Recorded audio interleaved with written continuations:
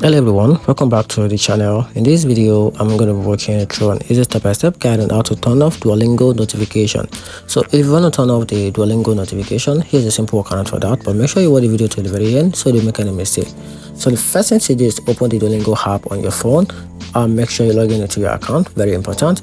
Then tap the profile icon at the bottom of the screen, then tap the settings gear icon in the top corner, then scroll down and find a section labeled notifications. So tap the notification option, then turn off the toggle next to the type of notification you don't want to receive, like practice reminder, strict alert, friend update. So to completely disable notification, turn off all the notification switches, and that's how you can easily turn off Duolingo notification. And alternatively, if you are an iPhone user, you can easily go to the settings, then click notification, then make sure you click the Duolingo, then click the toggle allow notification off.